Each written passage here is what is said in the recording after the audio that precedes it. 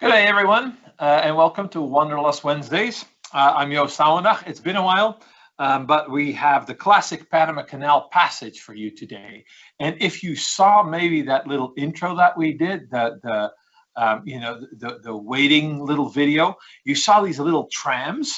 Those run alongside of the ship as it goes through the Panama Canal to kind of keep it on track. It's not an easy process to shepherd these big ships through the canal, and the trains on both sides, they have a cable, and if the ship goes too fast, that cable kind of breaks on them.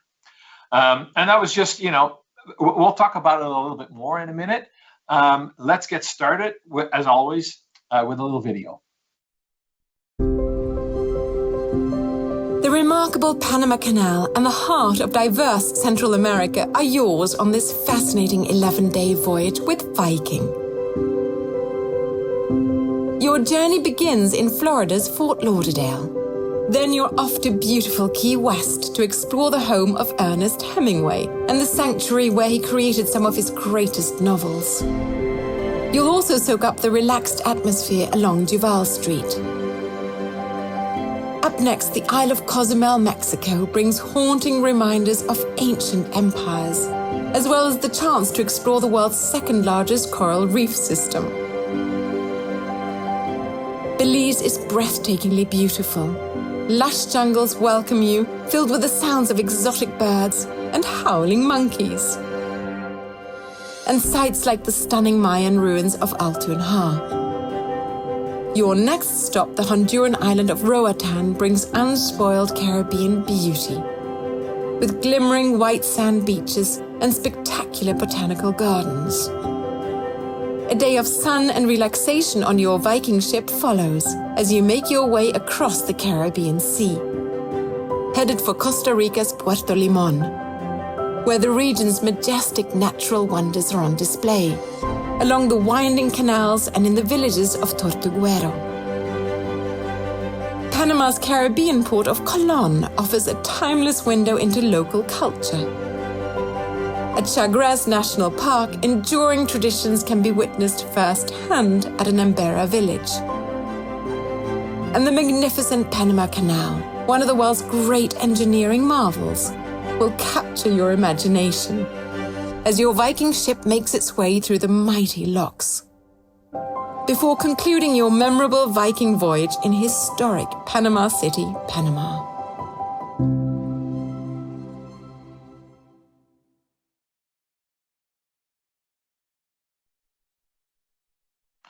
Okay, so let's get started on the Classic Panama Canal Passage. And of course, there's a lot more to this itinerary than just the canal passage, but we thought that is such an engineering feat, and it's such a rite of passage when it comes to traveling the world on a ship. To go through the Panama Canal, we would have at least one itinerary, relatively short. It's only 11 days, dedicated to making it all the way through. And so that's what we've put together. Excuse me, I need to drink a little bit. I have a bit of a cough today.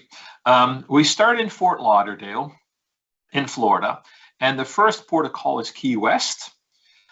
We sail through the Gulf of Mexico onto Cozumel, Belize City, the capital of Belize, Roatan in Honduras, it's an offshore island. Then we sail through the Caribbean for a little bit, for a day, end up in Costa Rica, spend time in Colon getting ready for that Panama Canal Passage, and then we end in Panama City. So the map is next, and we always right around this time talk about when is the best time to go, how to dress, and things like that. Before I do that, let me tell you that you can, before you cruise with us, you can book a package, just one night in Fort Lauderdale. And more than anything else, that's really just to catch your breath, take your time checking in. Depending on where you come from, we feel that this is a really easy way to transition and to get on board and already be relaxed, rather than you know how it sometimes is when you fly on the day of embarkation, you end up a little frazzled and you don't get to really enjoy until the next morning when the ship sets sail. We want to avoid that, and that's really what the extension package is for. And of course, you get to explore Fort Lauderdale a little bit. Okay, and then we talk about what is a good time to go. And obviously, it's a limited season. It gets kind of hot in summer. Which is why we go there in the latter part of the year and in the early part of the year. And even then, you don't need woolen sweaters, obviously. It's nice and warm. It's not too warm, but it's still, you know, you'll still wear shirts, short sleeve shirts, a lot more than long sleeve shirt or sweaters.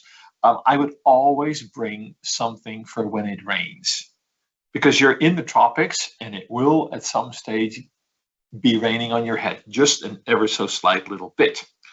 Okay, let's dive in. We already talked about Fort Lauderdale. First port of call is then Key West. After you enjoy the beaches a little bit, you will end up in Key West as this is a nice picture of Fort Lauderdale, by the way.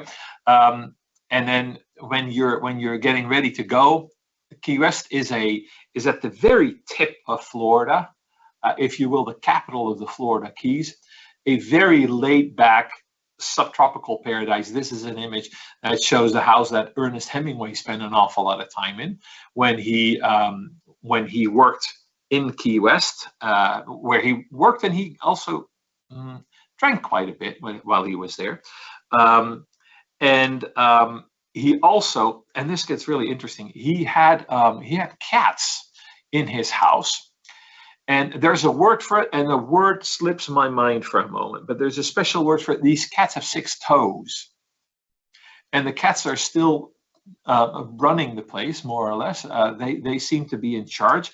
And that's one of the main charms of just visiting the house. Of course, there's a lot of other things that remind you of what Hemingway did while he was there. Write, drink, getting up to mischief in general, and it really, his life kind of encapsulates the somewhat rambunctious atmosphere of Key West. You can walk around. It's a very walkable city. The included tour takes you on a kind of a hop-on, hop-off type of a contraption. You walk to the southernmost point of the United States, and it's all in a very small little walkable environment. This shows you the lighthouse of Key West for a moment. This is very close to the southernmost point. And finally, this is the actual typewriter that Hemingway worked on. After Key West, you traverse, if you will, the Gulf of Mexico. And this is a perfect time to perhaps relax a little bit in our spa, to have some Nordic spa treatments. And the Nordic element comes in with the changing of hot to cold and back. It's very good for your overall blood flow, obviously. And the Scandinavians have really perfected that art, and we have brought that onto the ship. There's a lot of other things that you can do. One of the things, for instance, and we'll talk about that a little bit later, but we set up lectures. We also just have experts, resident experts, if you will, that can help you interpret what you see even while you're traveling. We will have a naturalist on board this cruise. If you see dolphins in the water, you go and ask the naturalist. And if there are lots of dolphins, the naturalist will already be out there and alert you to these.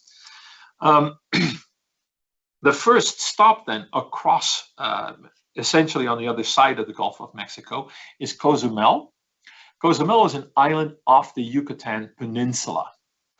And the Yucatan Peninsula was the realm of the Mayan civilization for a good 2,500 years before Europeans arrived. And from Cozumel onward, but particularly also in Belize, you will be able to witness some of the remnants of that civilization, which was very, very sophisticated, and which endured, as we mentioned, for a good 2 millennia before it started to crumble. And that already happened a little bit before Europeans began to arrive. This shows you one of the ruins in Cozumel that you can visit. This is the ruin of San Gervasio. Cozumel, other than that, is an island that is perfect for all kinds of outdoor activities. This is a mass that you will see when you roam the jungles a little bit. And there's snorkeling. The snorkeling is important because Cozumel is kind of at the northern end of a barrier reef that runs along the Yucatan Peninsula. The best part of the reef probably covers the coast of Belize, but Cozumel certainly is also a place that is somewhat of a hotspot for snorkeling. So the next port, as I already mentioned, is Belize. And here again, you can have a number of activities. You will, without any doubt, be very enticed to look at some of the Mayan remnants, but you'll have more times to do things beyond the Mayan ruins, and you can see what's underwater. Snorkeling on the reef is very, very popular.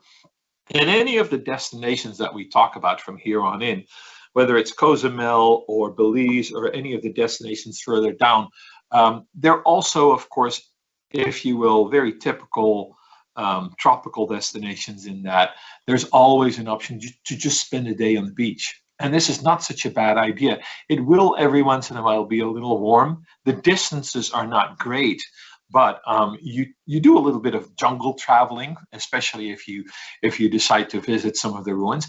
And then every once in a while, you might just want to take a half day where you just sit on the beach. And that's why we have, you will find that in each of these ports, we have a handful of things that are similar. There's always going to be something that you can do on a beach that is, if you will, very relaxing, low energy, and then there are things that you can do where you maybe explore the jungle a little bit on an ATV that are a little bit more high energy.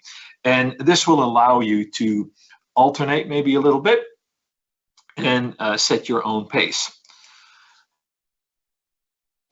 This is another one of the ruins.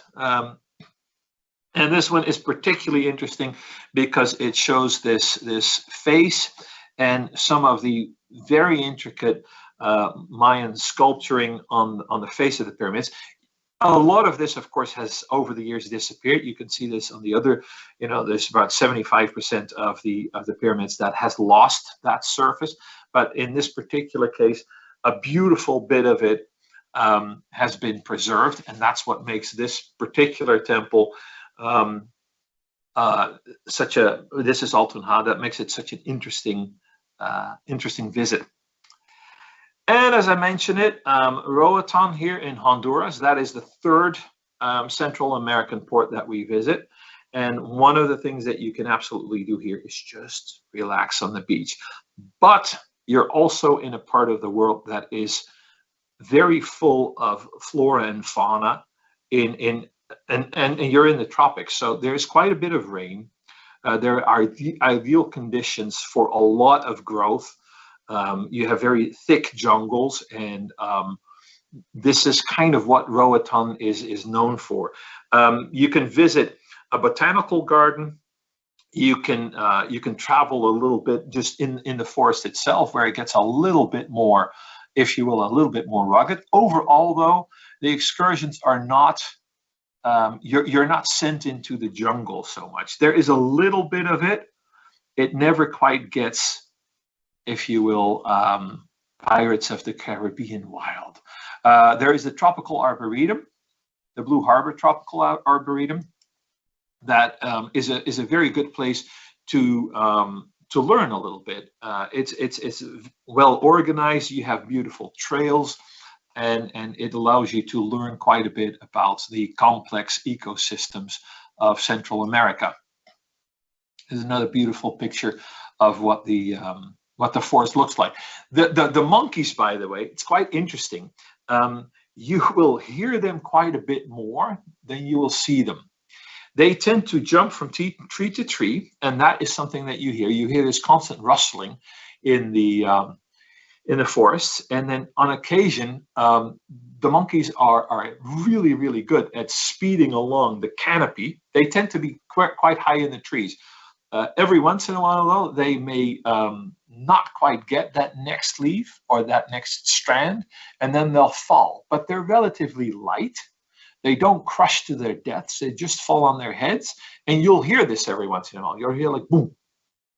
And that's just the monkey falling. They climb right back up and they start all over again. Next, after Roatan, is another bit of cruising, and this dolphin. This is not a trick shot. The dolphins along the Central American coast are real, and they do these things. So again, it's a day at sea is certainly a day to relax. It's also a day to maybe spend some time listening to a lecture, but spend some time on deck also, because you never quite know what you're going to see.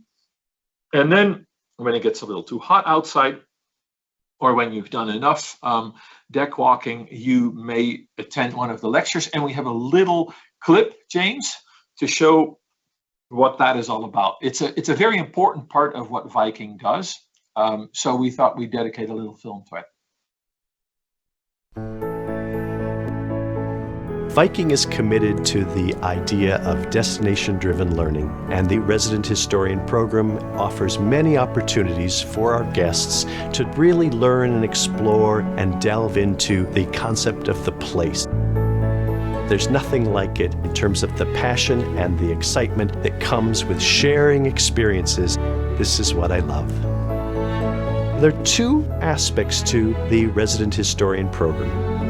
On the one hand, we have iconic lectures to provide a context for learning, thinking about, and anticipating the commentary from our local guides once we reach the port, and then be able to learn more from him or her on one of those excursions. We include aspects of the architecture, of the painting or sculpture or music, what it is that was so important in that chapter of history that was coming to life, perhaps for the very first time in Western civilization. But we also offer what we call round tables. These are smaller sessions that return one to a university setting with a discussion section. Guests who are keenly interested in a more minute or a specialist subject about the area that we're visiting. So that discussion section format is a little bit more intimate, breaks down some of the barriers of our large Star Theater audience, and allows us to also learn from one another. The Resident Historian also addresses various aspects of world history. So it's not just the ancient history, but also thinking about the people of the medieval periods and even up to the contemporary concerns. A resident historian may deal with the history of thousands of years ago, but as well the important and significant aspects of history in our lifetimes. Our resident historians are drawn from a wide variety of different facets of the field of history. All of them have either had teaching or lecturing experience and might have expertise in areas of military history, maritime history, perhaps art history or cultural history, music history, even Arctic exploration history, and they become part of a Viking faculty. What they bring to the enrichment program is of a specialist nature, but they're able to share their enthusiasm about what it is about their aspect and approach to history, why it's important, and why it's significant for our guests. The resident historian is also on board for the duration of the itinerary, not only attending the other lectures, attending and participating in different excursions up and in the ports, but also dining with our guests and around, available to field questions and to further discussions that may have been brought up from an aspect of an iconic lecture or perhaps one of those roundtable discussions. The opportunity to have that interface, that one-on-one learning with a resident historian. This is something that Viking prides itself on making very important, accessibility to the resident historians in so many different places aboard the ship. There's also plans for the resident historian to lead a group that would go in further depth, privileged access to learn about a site with the resident historian, to understand the nature of a museum, of an archaeological site, of some aspect of the contemporary culture that could be brought to life by having more time in depth spent with a knowledgeable expert. The resident historian is the guide at your side. For adult learning, there's nothing like it. History pervades a Viking ship, and we're very proud of that.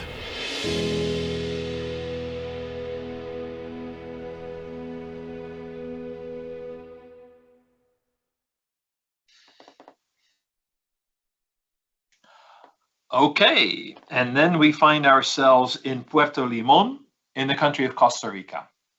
And Costa Rica really kind of epitomizes what I explained earlier. You're in the tropics, you're in a place with a lot of biodiversity.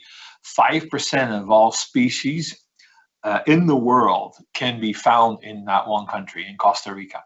And it's one of the countries in Central America that has probably done the most to protect the natural resources. And so that is the focal point of what we do there. One of the things that you can do is an ATV ride that takes you partially through a forest, but that also, and I think this is always kind of interesting. This is a part of the world where bananas come from. So we introduce you to a banana plantation, and you can learn a little bit about what it takes to grow these. It's part of our working world promise that we deliver on all of our products. We believe that what's interesting is to take a look behind the scenes to understand how people make a living and how all of that works. We also introduce you to people, how they live, how they work, how they pass their social time in our series of local life excursions. And finally, where we can, we use relationships we have with local people to give you a peek behind the scenes. And in this particular case, the excursion that I just spoke about is something that you will not be able to do on your own if you were to be in Costa Rica. Another thing that we do is a visit to the Tortuguero National Park, and that is again, you're in a jungle, for if we can use that word. This is a place where you will go with a small little boat, and this is where you look for monkeys, again in the trees, howler monkeys in this case, and they're called howler monkeys because that's what they do. They're relatively small, but they make an awful lot of noise. There are also, in the water itself, you might be able to spot manatees. This is why the boat moves very, very, very slowly, because this is one of the dangers that manatees are exposed to, that if you have boats that move too fast, the manatees can't get out of the way, and they end up with scars on their heads and on their backs. Then, after Costa Rica, we end up in Panama. The big chunk at the end of this particular cruise, or if you book it in the other direction at the beginning of this cruise, that deals with the country of Panama. And what you see in this image are these cannons that are in Colón, which is on the Atlantic side of the isthmus. As you can imagine, this is always, even when the canal was not there, this was the point where you could walk across the continent, and that was not uncommon. It was one way of shortcutting the road around South America. It was hard, it was arduous, but it was done. During the gold rush, for instance, the California gold rush, people came across the isthmus and took their boats apart or sold them on the Atlantic side to then get wood, build another ship, because that in many cases was quicker than to go all around Cape Horn. So there's always been a lot of traffic across the isthmus. It's always been of great strategic importance, and those cannons tell the story of how this area was a little militarized very early on. Panama City itself is the oldest city on the American continent, the oldest, if you will, aside from the traditional ancient civilization, but the first European city on the American continent. And so traveling across Panama is really a very interesting 400-year journey, if you will, between the discovery of what was here, the development of the infrastructure, and then finally in the 20th century, the Panama Canal. Of course, before that, there was also a culture, there was also human life, there was also a lot of things that still today have left their mark on Panama, and they're very interesting. We will take you on one of the excursions to a native village where you will not just see what people dress like, the tattoos that you can see in this image, the handicrafts that are still being done, and that where people still produce things that you can take away. You will also get some of the indigenous food, and that, I think, and that's maybe just me because I'm a big fan of exotic foods, but that is a huge part of that particular excursion. And then I apologize. There is a lot of discovery of the canal, and what you see here is obviously doesn't really look like a canal, but there was, and this is what the canal has benefited from. There are lakes across the isthmus that allow that help with the navigational structure that was built up. So you have some time in Colón to first see the canal and explore what's there, and explore how it all works before you then go through it with the ship.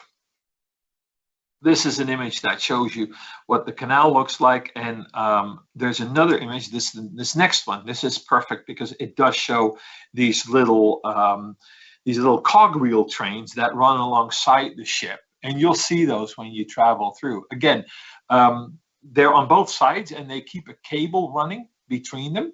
They stop the ship if it moves too fast. You will see on the next image, you have double lock doors, and that is, again, it's an extra mechanism to make the canal very robust. Should a ship bump into the first lock doors because it somehow moves too quickly, there's a second set. And the canal, by the way, and this is also interesting, you get to wave at people that are traveling in the opposite direction, because the canal has essentially, it's a if you will, a two-lane highway. Another little sip for my coffee. And then at the end of your journey, you spend some time in Panama City. This is St. Francis Cathedral, or the Church of San Francisco.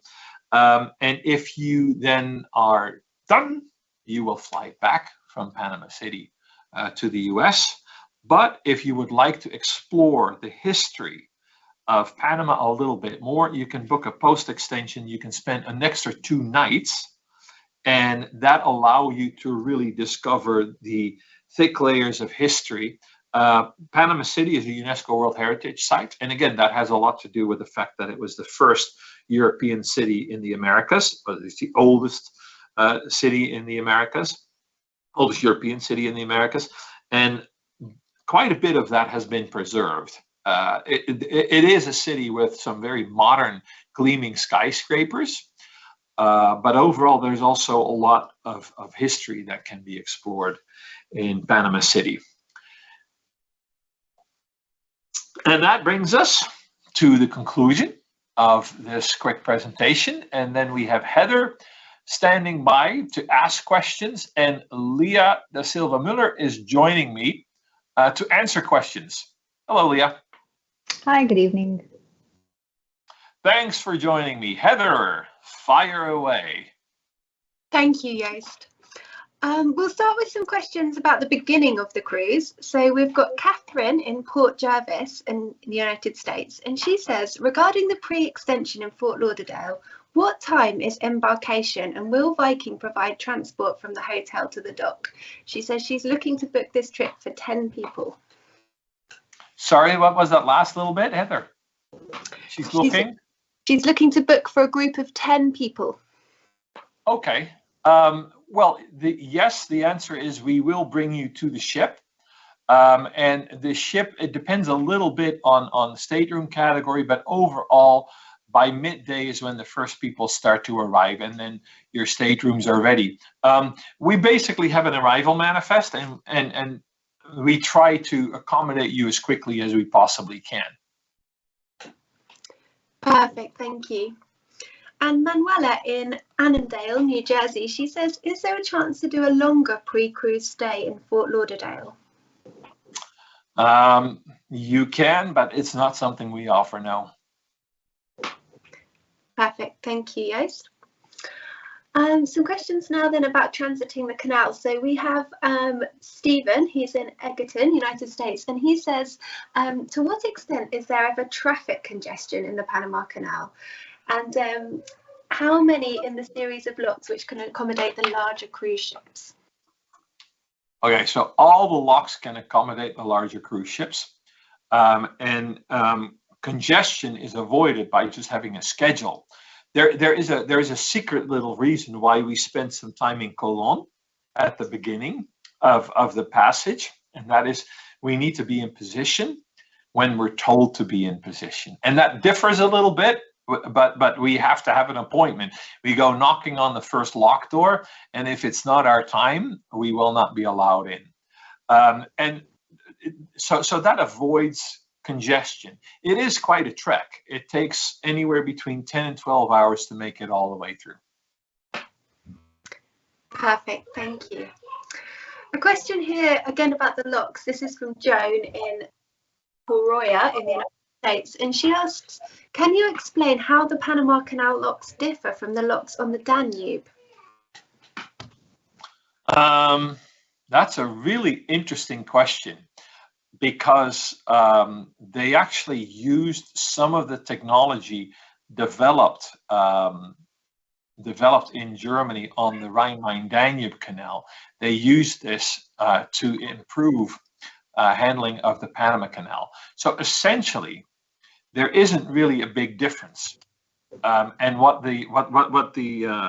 the Danube, the difference is you're always either going upriver or downriver. When you pass across the Rhine-Main-Danube Canal between Regensburg and Nuremberg, you go over a hill. So basically, you start off going uphill, and then there is a lock at the top of your hill, of your divide, and then you start to go down again. And a lock always works the same way.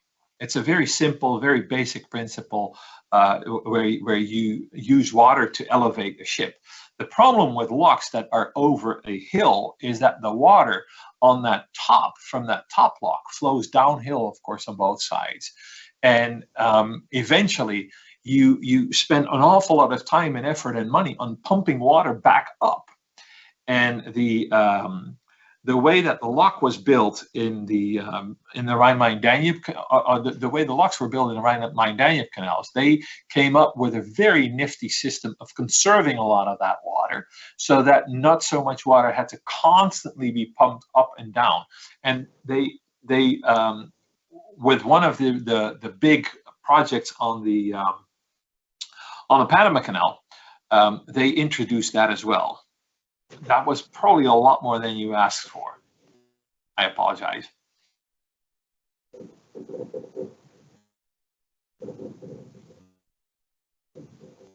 We can't hear you, Heather. Sorry, yes. Next That's all right. question is from Gail in the United States, and she says, I heard that when they dug the canal, there were interesting archaeological finds. Do you know, is there a museum or somewhere where more information about these is displayed? There's probably a little bit of this in the visitor center that you can explore on one of the visits. Lia, do you know this? Is there a lot of that? There is a museum dedicated to findings from the canal. Yes, so that's not something we currently feature in our excursions, but something that could be explored during the post extension coming from Puerto Limon, Panama City. Okay, good. Thank you. Now we have lots of questions coming in about the new and the old locks and the new and the old parts of the canal. Could you maybe just clarify for various people who've asked which bits Viking will sail through and what the situation is there? Lia, go ahead.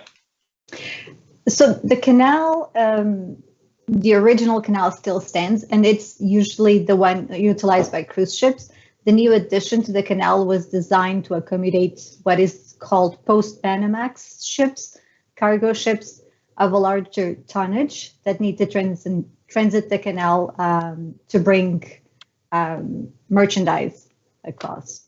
But the cruise ships still transit through the old locks. And the new locks just run parallel to the old locks. Yeah. Perfect. Thank you, Lia.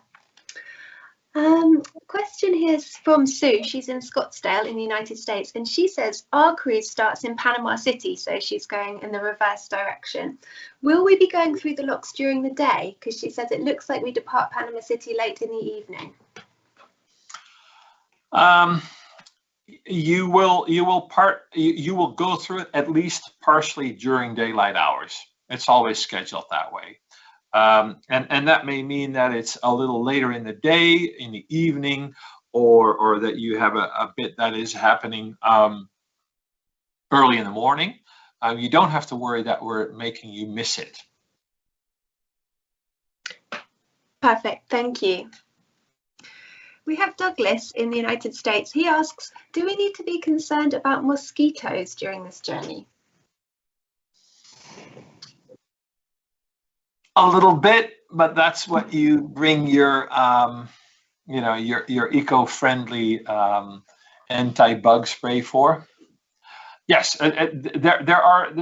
Whenever you're in a forest in tropical regions, you will have bugs, but they're not worse than, let's say, Minnesota in summer. Perfect, thank you. So Erin in Naples in the United States asks, can you tell us more about the process of getting through the locks? Is there a commentary provided on board to explain what's happening to the ship? Yes. Yeah. I mean, it's an event. It's a big deal, and so you already, before you go through, you'll get a sense of how the canal was built. You go to this visitor center to get a good insight.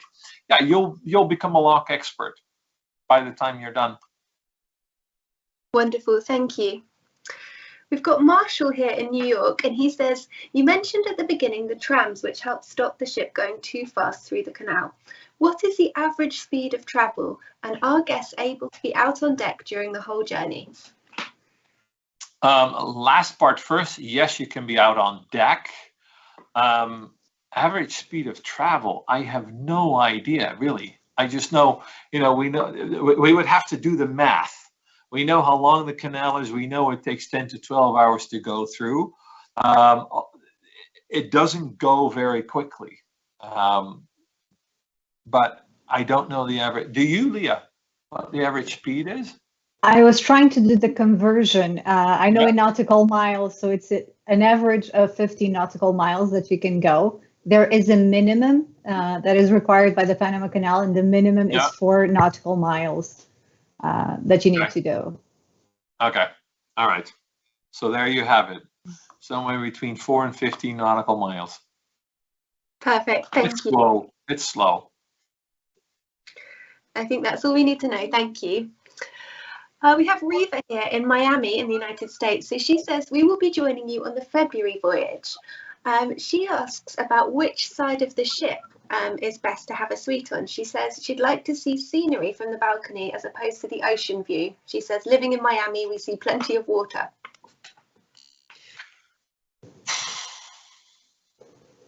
That's a tough question, because that will vary depending on the dock. It's not we get this a lot also on river cruising, and it's just not an easy question to answer because it varies.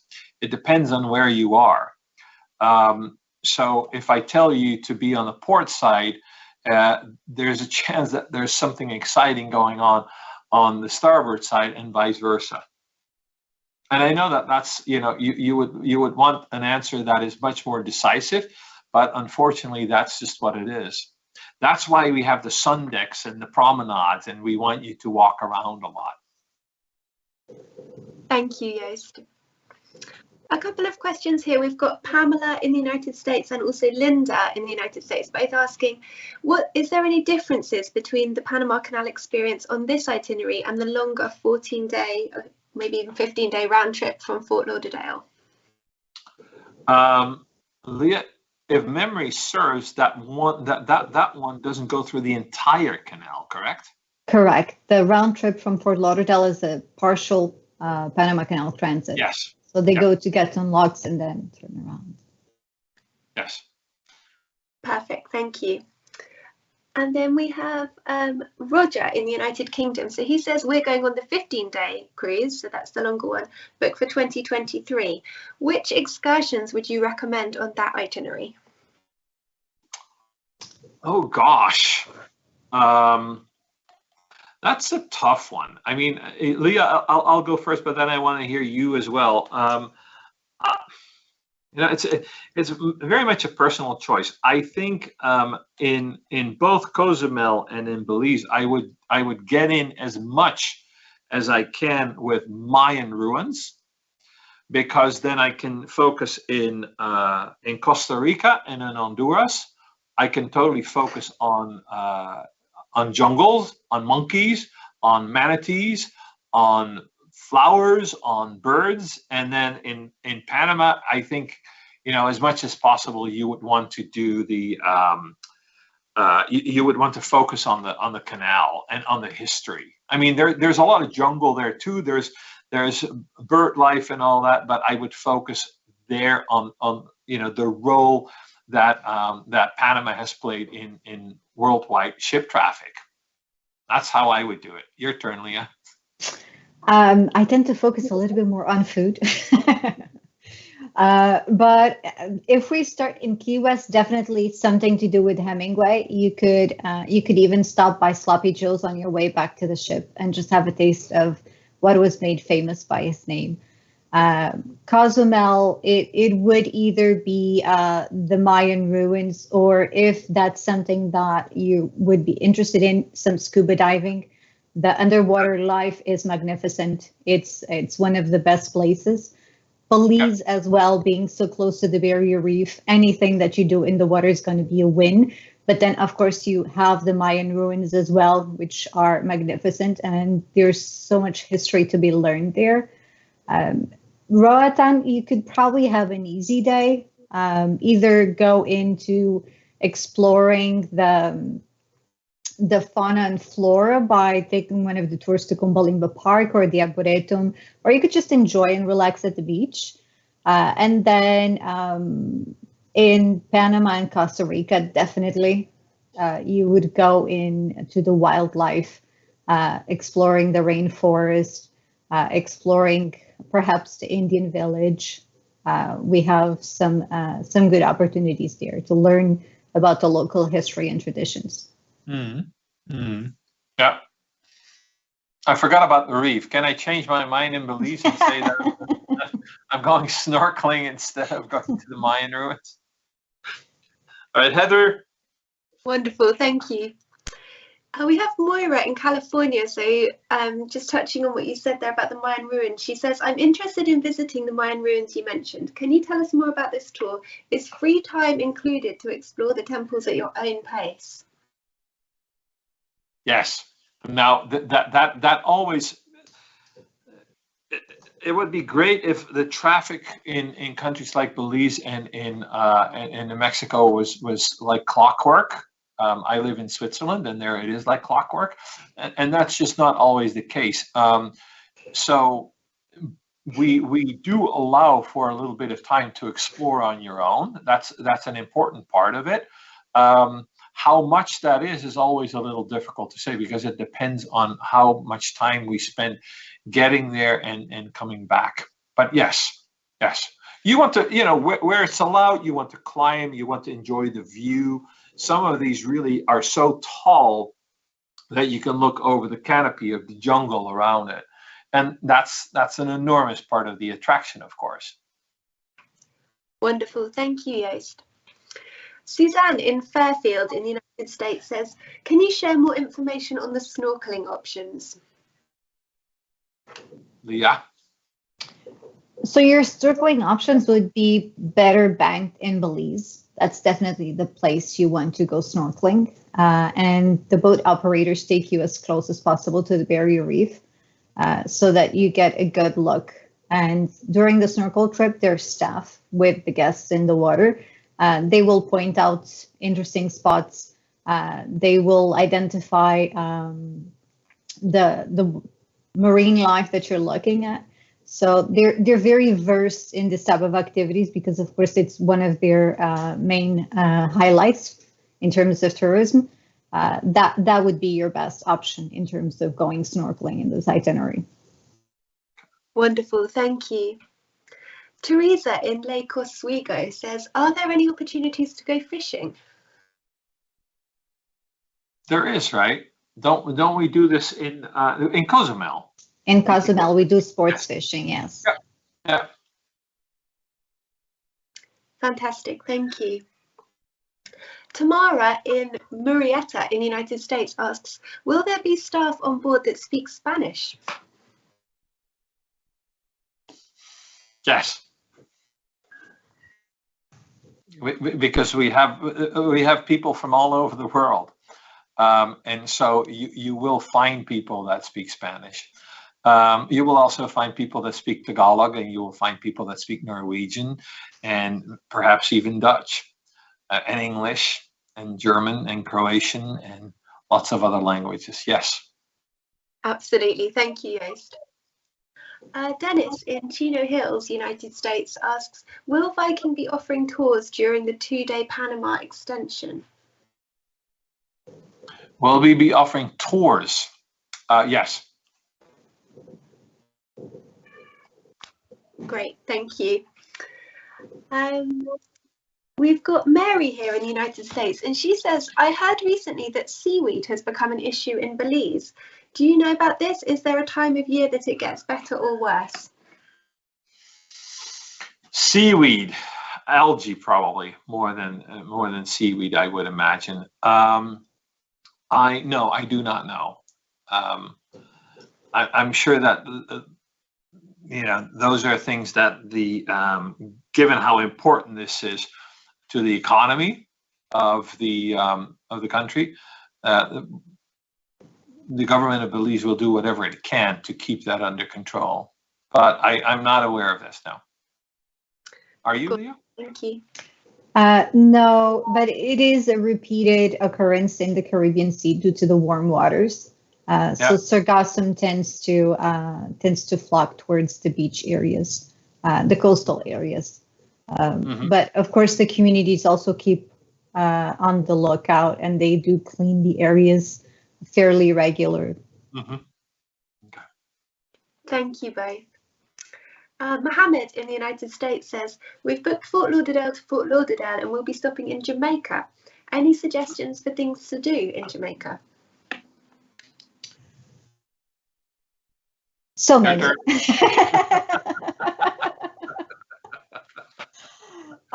It really depends on what your preferences are, but I could recommend definitely Mystic Mountain, Dunn's River Falls. Dunn's River Falls is a series of limestone cataracts that fall into the ocean.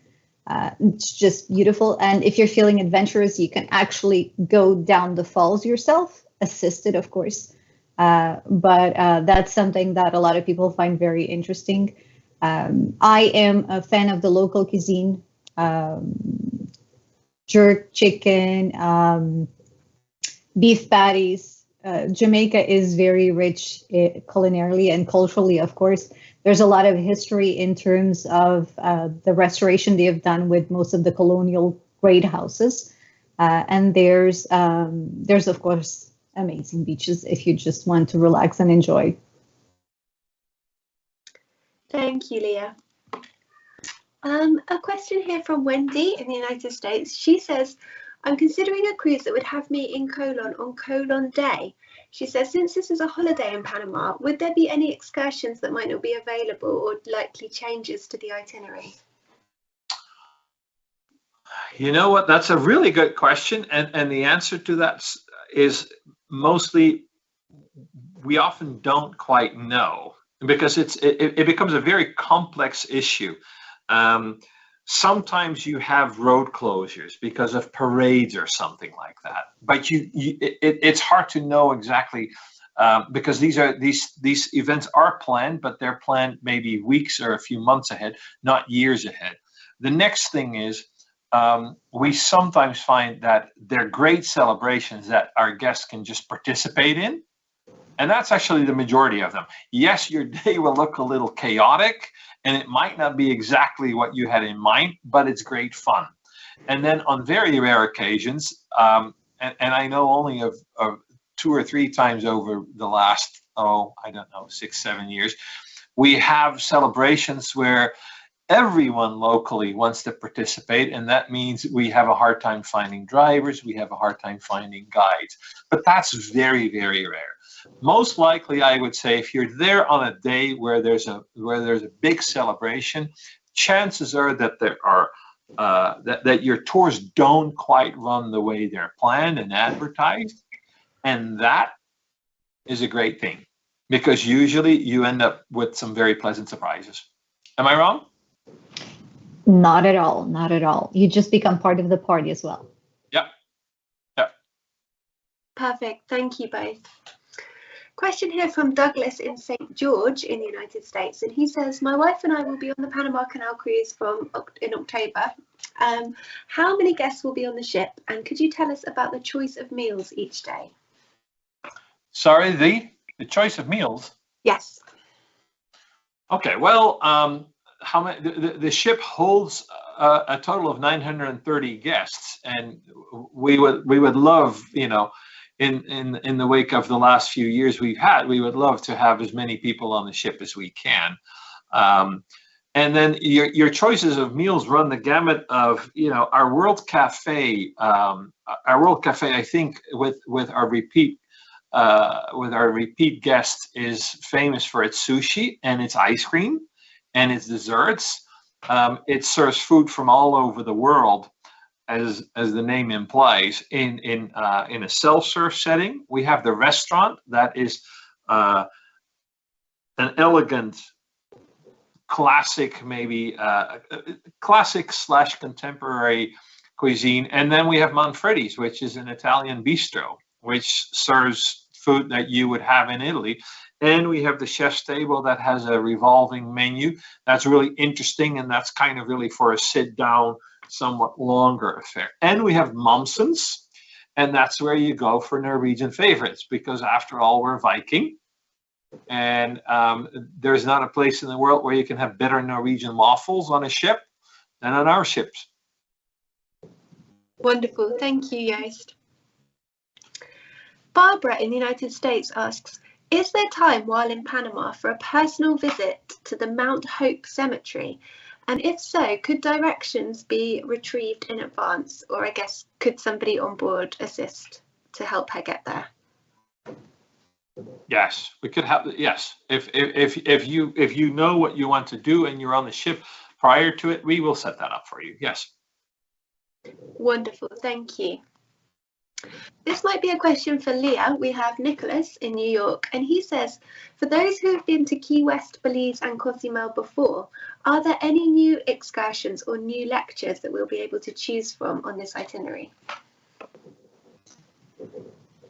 That's a very good question. We try to add new activities every year. Of course, coming out of a pandemic, we need to be mindful that not all operators are yet up to date, or they have been able to restore their businesses.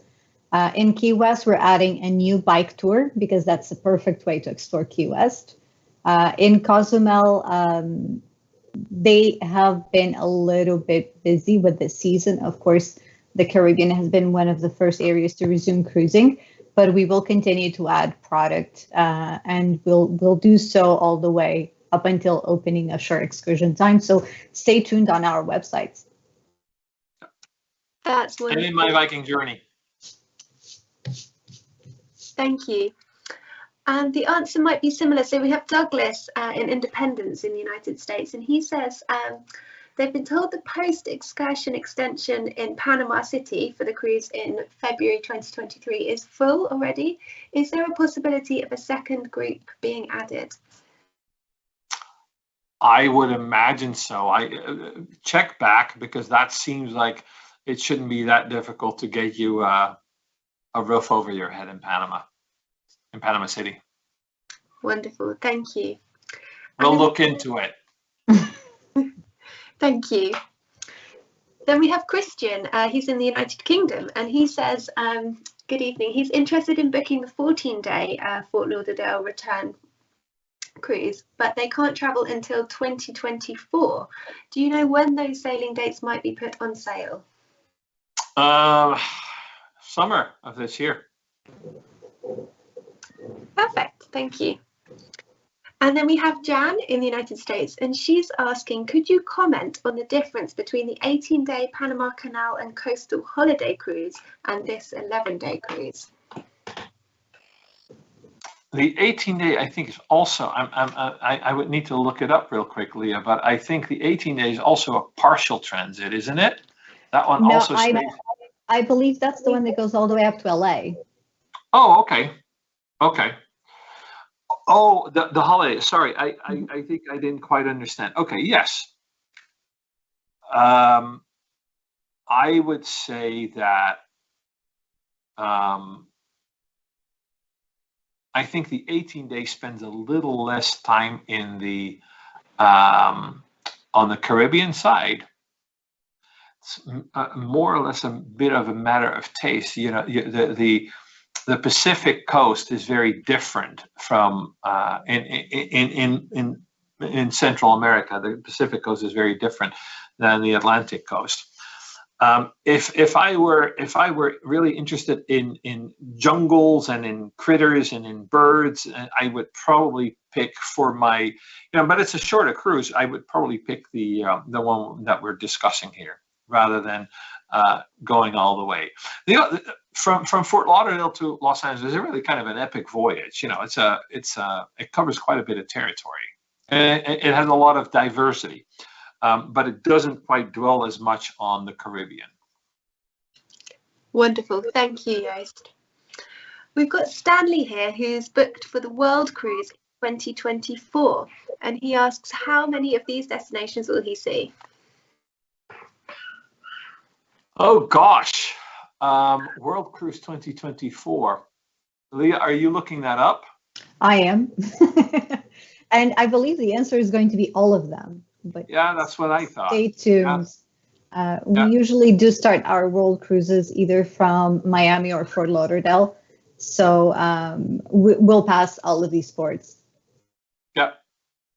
You'll find that the time in port may be a little different. The emphasis may be a little different. And do you have it yet? Or do we have all of them? I think the World Cruise, this one does spend quite a bit of time around Panama. I think that's really where there's a strong emphasis. I think if you just go through the canal, yes.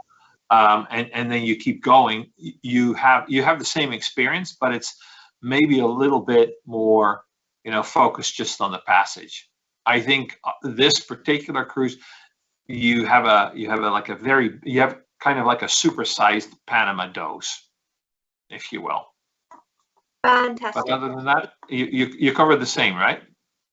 Yeah. You cover the same, and you add Colombia as a country, which is not part of this itinerary. So that's good as well. Yes, and Colombia is very cool. Wonderful. Thank you both.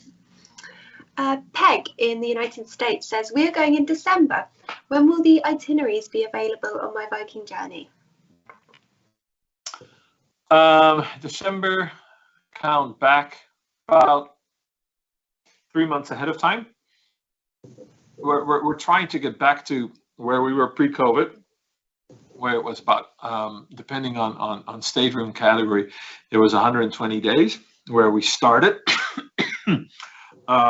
But at the very latest, 2 months ahead of time, everyone will be able to book their shore excursions.